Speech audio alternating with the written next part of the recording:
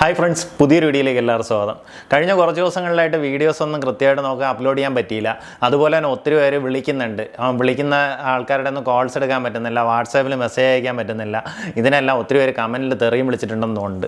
എന്തായാലും സംഭവിച്ചത് എന്താ വെച്ച് കഴിഞ്ഞാൽ, നമുക്കൊരു സിവിൽ സർവീസ് ഇൻസ്റ്റിറ്റ്യൂട്ട് ഉണ്ട്. അപ്പോൾ അത് പുതുതായിട്ടല്ല, കുറച്ച് ദിവസം മുമ്പേ നമ്മളതിൻ്റെ വർക്കിംഗ് സ്റ്റാർട്ട് ചെയ്തതാണ്.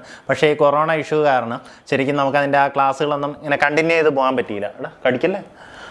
കണ്ടിന്യൂ ചെയ്ത് പോകാൻ പറ്റിയില്ല. അപ്പോൾ അത് കാരണം ഇപ്പോൾ ഒരു അതായത് കോവിഡിൻ്റെ ആ ഒരു ഇത് ലോക്ക്ഡൗൺ അൺലോക്ക് ചെയ്തുകൊണ്ടിരിക്കുകയാണ്. അപ്പോൾ അത് കാരണം തന്നെ നമുക്ക് അതിൻ്റെ ആ വർക്കുകൾ ഇപ്പോൾ ചെയ്ത് തീർക്കേണ്ടതായിട്ടുണ്ട്. അപ്പോൾ അതിനിടയ്ക്കൂടെ നമുക്ക് വീഡിയോ ഷൂട്ടിംഗ് ഒന്നും നടക്കുന്നില്ല. അതുപോലെ തന്നെ ആൾക്കാരുടെയും കോൾസ് ഒന്നും എടുക്കാൻ പറ്റുന്നില്ല. അപ്പോൾ അതായിരുന്നു വിഷയം. കഴിയുന്നത് നമ്മൾ ഏതെങ്കിലുമൊക്കെ സമയം കണ്ടെത്തി ഈ വീഡിയോസ് ഷൂട്ട് ചെയ്തിരുന്നുണ്ടാവും. അതിനിടയ്ക്ക് നിങ്ങൾക്കൊരു പുതിയൊരാളിനെ പരിചയപ്പെടുത്തരാം. ദേവനാണ് പപ്പു. ഗ്രേ പാരറ്റാണ് കേട്ടോ, അല്ലെങ്കിൽ ആഫ്രിക്കൻ ചാരത്തത്ത എന്നൊക്കെ പറഞ്ഞിട്ട് നമ്മൾ പറയുന്ന ഗ്രേ പാരറ്റാണ് ഇത്. അപ്പോൾ ഇത് ശരിക്കും ഗ്രേ പാരറ്റിൽ Congo grey parrot, Timneh grey parrot എന്നൊക്കെ ഉണ്ട്. നമുക്ക് ശരിക്കും ഇത് കോങ്കോ ഗ്രേ പാരറ്റാണ്. അതായത് ഈ കോങ്കോ ഗ്രേ പാരറ്റിന് വന്നിട്ട് കുറച്ചുകൂടെയൊക്കെ സൈസ് കൂടുതലായിരിക്കും. ഇവനിത്തിരി കടി കൂടുതലാണ് കേട്ടോ, കടിക്കല്ലേ. അപ്പോൾ ഇവനെ ശരിക്കും ഇത് നമ്മൾ തന്നെ ചെറിയ പ്രായത്തിൽ നിന്ന് ഹാൻഡ് ഫീഡ് ചെയ്തെടുത്തതാണ്. ഇവനെ കൊടുക്കാനൊന്നുള്ളതല്ല, ആരും ചോദിക്കുകയും ചെയ്യരുത്. ചെറിയ പ്രായം പോലെ എങ്ങനെയാ വെച്ച് കഴിഞ്ഞാൽ ഈ ബേർഡ്സിനെ പറ്റിയിട്ട് ഒരു അറിവ് വന്ന ആ ഒരു സമയം മുതലേ ഉള്ളൊരാഗ്രഹമാണ് ഗ്രേ പാരറ്റിനെ വാങ്ങണമെന്ന്. അതായത് ശരിക്കും എനിക്ക് തോന്നുന്നു ആദ്യമായിട്ട് നമ്മുടെ മനോരമ പത്രത്തിൻ്റെ കൂടെ വരുന്ന ഒരു സപ്ലിമെൻറ്റിലാണ് ഞാൻ ഈ എക്സോട്ടിക് ബേർഡ്സിനെ അല്ലെങ്കിൽ നമുക്ക് അതുവരേക്കും അറിവുണ്ടായിരുന്ന ഈ സാധാരണ ഒരു പച്ചത്തത്ത, അല്ലെങ്കിൽ നമുക്ക് ഈ പാരറ്റ് എന്ന് പറഞ്ഞു കഴിഞ്ഞാൽ തന്നെ നമുക്ക് മനസ്സിൽ വരുന്ന കൺസെപ്റ്റ് എന്ന് പറഞ്ഞാൽ ഒരു പച്ചത്തത്തയാണ്. അന്ന് കണ്ട ഈ മനോരമയുടെ ഒരു സപ്ലിമെൻ്റ് ആയിട്ട് വരുന്ന സൺഡേ സപ്ലിമെൻ്റ് ആണെന്ന് തോന്നുന്നു, അതിൻ്റെ കൂടെ വന്ന ഒരു ആർട്ടിക്കിളിൽ ഉണ്ടായിരുന്നതാണ് ഈ തത്തകളുമായിട്ട് ഒരാൾ, അല്ലെങ്കിൽ ശരിക്കും അന്ന് എനിക്ക് തോന്നുന്നുണ്ട് നമുക്ക് എറണാകുളത്തുള്ള ഷൈൻ ആൻ്റണി എന്ന് പറഞ്ഞൊരു ഡോക്ടറുണ്ട്. പുള്ളി ഒരു ഹോമിയോപ്പതി ഡോക്ടറാണ്. പുള്ളിയുടെ ഒരു ലേഖനം ഇതിൽ വന്നിട്ടുണ്ടായിരുന്നു. അന്നാണ് ഞാൻ ഈ പത്രത്തിൽ ഈ ഒരു സാധനത്തിന് അല്ലെങ്കിൽ ഈ ഗ്രേ പാരൻ്റെ ഫോട്ടോയൊക്കെ ആദ്യമായിട്ട് കാണുന്നത്. അപ്പോൾ അതിൽ തന്നെ അന്ന് എഴുതിയിട്ടുണ്ടായിരുന്നു ഭയങ്കരമായിട്ട് സംസാരശേഷിയൊക്കെ ഉള്ളതാണ്, ഭയങ്കരമായിട്ട് ഒത്തിരി വേർഡ് പവറുണ്ട്. അതായത് ഒരു 250-300 വേർഡ്സ് വരെ ഈസി ആയിട്ട് പഠിക്കും. അപ്പോൾ ഭയങ്കര ഇൻ്റലിജൻ്റ് ആയിട്ടുള്ള ബേർഡാണ്.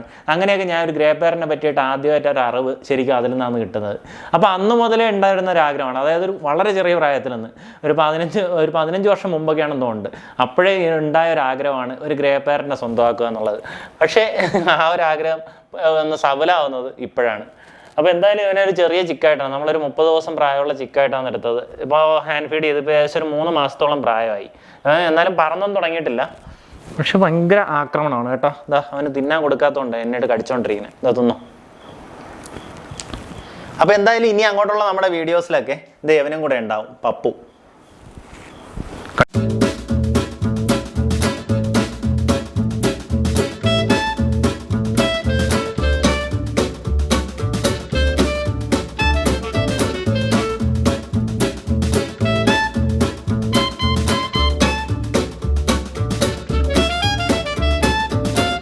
ഇനി നമുക്ക് ഇന്നത്തെ വീഡിയോയുടെ ടോപ്പിക്കിലേക്ക് വരാം. അത് ശരിക്കും ഈ ടോപ്പിക്ക് ചെയ്യാൻ കാരണം, ഇടയ്ക്ക് നമ്മുടെ തന്നെ ഒരു കിളിയെടുത്ത, ശരിക്കും എൻ്റെ ഒരു സുഹൃത്താണ്. പുള്ളി കിളിയെടുത്തിട്ട് പോകുന്ന വഴിക്ക് എങ്ങനെയാ വെച്ചാൽ കിളി ആൾ വാങ്ങി കാറിലാണ് കൊണ്ടുപോയത്. എന്നിട്ട് ഈ കിളിയുള്ള കാറിനകത്ത് വെച്ചതിന് ശേഷം ആൾ കുറേ നേരം ഒരു സാധനം വാങ്ങിക്കാൻ, അത് ശരിക്കും കിളികളുടെ പോട്ടൊക്കെ വാങ്ങിക്കാൻ വേണ്ടിയിട്ട് പുറത്തിറങ്ങിയതാണ്. ഏകദേശം ഒരു അരമണിക്കൂറിന് അടുപ്പിച്ചിട്ടുള്ള സമയം ഈ കിളികളെ കാറിനകത്ത് വെച്ചിട്ട് ആൾ പുറത്ത് നിന്ന് സാധനം വാങ്ങിക്കൊണ്ടിരിക്കുമായിരുന്നു. അപ്പോൾ നമുക്കറിയാം, ഇപ്പോൾ കുറച്ച് ദിവസം മുമ്പൊക്കെ നല്ല രീതിയിൽ വെയിലൊക്കെ അടിച്ചുകൊണ്ടിരുന്ന സമയമാണ്. ഇപ്പോൾ ഒരു 3-4 ദിവസമായിട്ട് മഴയുണ്ട്. അതിന് മുമ്പൊക്കെ ഉച്ച സമയത്ത് നോക്കുകയാണെങ്കിൽ വെയിലിന് ഭയങ്കര ചൂടായിരുന്നു.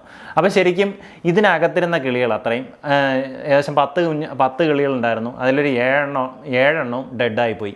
അതായത് ആൾ ഇത് കഴിഞ്ഞിട്ട് വന്ന് കാറ് തുറന്ന് നോക്കിയപ്പോഴത്തേക്കും കിളികളെല്ലാം ഭയങ്കരമായിട്ടുള്ള അവശ നിലയിലായിരുന്നു. അപ്പോൾ ശരിക്കും അവിടെ സംഭവിച്ചത് ഈ കിളിയേക്ക് ഹീറ്റ് സ്ട്രോക്ക് അടിക്കുകയാണ് ഉണ്ടായത്. അപ്പോൾ അന്ന് തന്നെ പുള്ളിക്കാരൻ എൻ്റെ അടുത്ത് പറഞ്ഞു. അപ്പോൾ ആളെന്നെ വിളിച്ച് വന്ന് നമ്മളതിന് കുറേ വെള്ളമൊക്കെ കൊടുത്തു നോക്കി, ORS ഒക്കെ കൊടുത്തു. അതിൽ ബാക്കിയുള്ള 3 എണ്ണത്തിന് രക്ഷപ്പെടുത്താൻ പറ്റി. 7 കിളികൾ ചത്തുപോയി. അപ്പോൾ അന്ന് തന്നെ ആളെൻ്റെ അടുത്ത് ചോദിച്ചാകില്ലേ, ഇതുപോലെ ഇങ്ങനെ ഒരു അവസ്ഥ ഉണ്ടായി കഴിഞ്ഞാൽ ആ കിളികളെ പെട്ടെന്ന് രക്ഷിക്കാനായിട്ട് എന്തെങ്കിലും വഴി ഉണ്ടാവുമോ, അല്ലെങ്കിൽ ഇങ്ങനെയുള്ള അവസരങ്ങൾ ഒഴിവാക്കാൻ വേണ്ടിയിട്ടുള്ളതെല്ലാം കൂടെ ഉൾപ്പെടുത്തി ഒരു വീഡിയോ ചെയ്യുമെന്ന് എൻ്റെ അടുത്ത് അന്നേ ചോദിച്ചിട്ടുണ്ടായിരുന്നു. ശരിക്കും ഇടയ്ക്കൊന്നും എനിക്ക് സമയം കിട്ടിയില്ല. അതെന്തായാലും ഇന്ന് അതിനെ പറ്റിയിട്ടാണ് നമ്മൾ വീഡിയോ ചെയ്യുന്നത്. അപ്പോൾ ഈ ഹീറ്റ് സ്ട്രോക്ക് എന്ന് പറഞ്ഞു കഴിഞ്ഞാൽ നമ്മൾ ഈ പറഞ്ഞ സംഭവം തന്നെയാണ്, മനുഷ്യർക്കും അടിക്കാറുണ്ട് സൂര്യാഘാതം ഏൽക്കുക എന്നൊക്കെ പറഞ്ഞാൽ.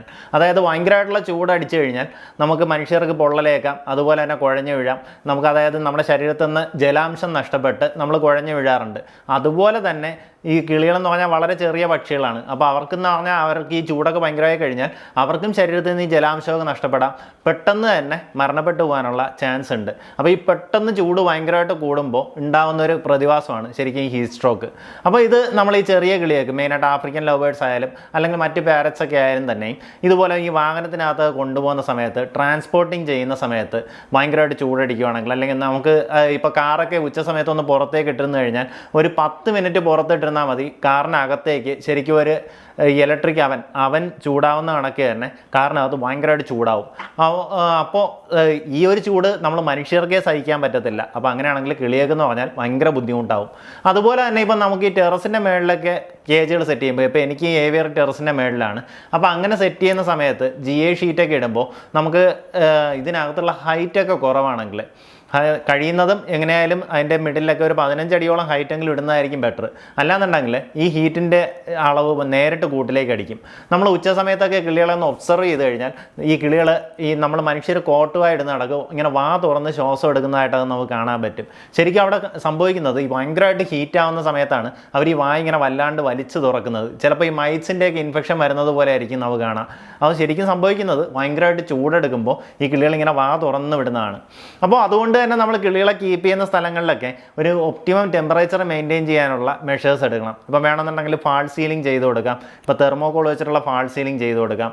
അതുപോലെ തന്നെ ഏവിയറിക്കകത്ത് ഒത്തിരി ചെടികൾ വെച്ച് പിടിപ്പിക്കാം, നല്ല രീതിയിൽ കാറ്റ് കയറുന്ന രീതിയിൽ ഏവിയർ സെറ്റ് ചെയ്യാം.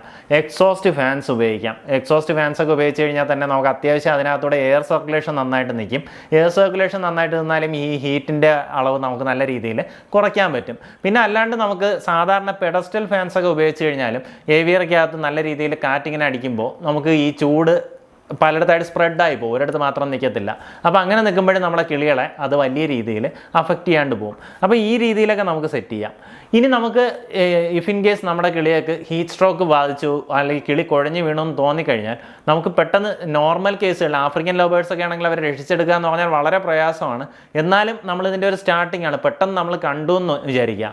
അങ്ങനെയാണെന്നുണ്ടെങ്കിൽ നമുക്ക് ചെയ്യാൻ പറ്റുന്നത് അവരുടെ മേത്തേക്ക് ഇത്തിരി വെള്ളവും തെളിച്ചു കൊടുക്കുക, വായിലേക്ക് ഡയറക്റ്റായിട്ട് വെള്ളം കൊടുക്കുക. വെള്ളത്തിൽ കഴിയുന്നത് ഗ്ലൂക്കോസ് കലക്കി കൊടുത്താൽ അത്രയും ബെറ്റർ. എന്ന് പറഞ്ഞാൽ എത്രയും പെട്ടെന്ന് അവരെ ഹൈഡ്രേറ്റ് ചെയ്യുകയാണ് ചെയ്യേണ്ടത്.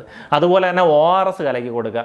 അപ്പോൾ ഈ ORS ഒക്കെ വളരെ നേർപ്പിച്ച് കൊടുക്കണം. നമ്മൾ മനുഷ്യർക്കുള്ളതിനെക്കാട്ടും നേർപ്പിച്ചിട്ട് വേണം നമ്മൾ ഈ കിളിയൊക്കെ കൊടുക്കാനായിട്ട്. അപ്പോൾ ഈ ORSലുള്ളത് ഇലക്ട്രോലൈറ്റ്സ് ആണ്. അപ്പോൾ ഈ ഇലക്ട്രോലൈറ്റ്സ് പോകുമ്പോൾ അവർ ക്ഷീണിച്ച് നിൽക്കുന്ന കിളികൾ പെട്ടെന്നൊന്ന് ആക്റ്റീവ് ആക്കിയെടുക്കാൻ നമുക്ക് ഹെൽപ്ഫുള്ളാവും. അപ്പോൾ ഇങ്ങനെ ക്ഷീണിച്ചിരിക്കുന്നവർക്ക് പെട്ടെന്ന് അവരുടെ ശരീരം തണുപ്പിക്കാനുള്ള കാര്യങ്ങൾ ചെയ്യുക. അതായത് വെള്ളം ഒന്ന് സ്പ്രേ ചെയ്ത് കൊടുക്കുക, അതുപോലെ തന്നെ ORS കൊടുക്കുക, അതുപോലെ കരിക്കും വെള്ളം കൊടുക്കുന്നതും വളരെ നല്ലതാണ്.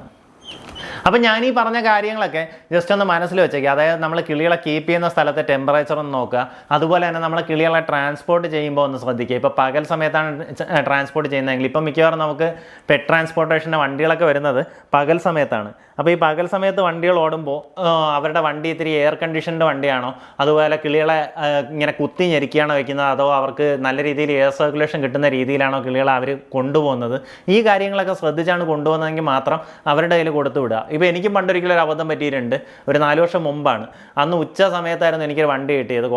കോട്ടയം ചങ്ങനാശ്ശേരിയിലേക്കായിരുന്നു ഡെലിവറി. അന്ന് ഏകദേശം ഒരു 20ഓളം ആഫ്രിക്കൻ ലവ് ബേർഡ്സ് എനിക്ക് KSRTC ബസ്സിലാണ് കൊടുത്തു വിട്ടെ. അന്ന് നല്ല വെയിലടിച്ച ദിവസമായിരുന്നു. ശരിക്കും അന്നൊരു അബദ്ധം പറ്റിപ്പോയി. അന്ന് നമ്മൾ കൊടുത്തു വിട്ട് അവിടെ എത്തിയപ്പോഴത്തേക്ക് ഏകദേശം പകുതിയോളം കിളികൾ ചത്തുപോയി. അതായത് അവിടെ എത്തിയപ്പോഴത്തേക്ക് ഈ KSRTC ബസ്സിന് നല്ല രീതിയിൽ ചൂടടിക്കും. അതുപോയിട്ട് ഈ ഡ്രൈവർ ഇതിനടുത്ത് എഞ്ചിൻ്റെ അടുത്താണ് വെച്ചിരുന്നത്. അപ്പോൾ ആ സമയത്തും അതിന് ഭയങ്കരമായിട്ട് ചൂടടിക്കും. ഈ പറഞ്ഞ അവസ്ഥ തന്നെയുണ്ട് ഹീറ്റ് സ്ട്രോക്ക്. അപ്പോൾ ഇങ്ങനെയുള്ള ഇഷ്യൂസ് നമ്മളും ഒരു അശ്രദ്ധ മൂലം നമ്മൾ ചെയ്യുമ്പോഴത്തേക്കും ഉണ്ടാവാനുള്ള സാധ്യതയുണ്ട്. അപ്പോൾ ആ കാര്യങ്ങളൊന്ന് മനസ്സിൽ വെച്ചേക്കുക. അതുപോലെ ഞാൻ നേരത്തെ പറഞ്ഞ പോലെ നമ്മുടെ കിളികളെ വെച്ചിരിക്കുന്ന സ്ഥലത്ത് ഏതെങ്കിലും രീതിയിലുള്ള കൂളിംഗ് മെക്കാനിസംസും കൂടെ വെച്ച് കഴിഞ്ഞാൽ നല്ലതായിരിക്കും. അപ്പോൾ ഇന്നത്തെ വീഡിയോ ഇഷ്ടപ്പെട്ടു എന്ന് കരുതുന്നു. ഇഷ്ടപ്പെടുന്നുണ്ടെങ്കിൽ ലൈക്ക് ചെയ്യുക. അതുപോലെ തന്നെ നമ്മുടെ ചാനൽ സബ്സ്ക്രൈബ് ചെയ്തിട്ടില്ല എന്നുള്ളവർ സബ്സ്ക്രൈബും കൂടെ ചെയ്തേക്കുക. പിന്നെ ഈ അറിവ് മറ്റുള്ള ആൾക്കാരിലേക്ക് ഷെയറും ചെയ്യുക. താങ്ക്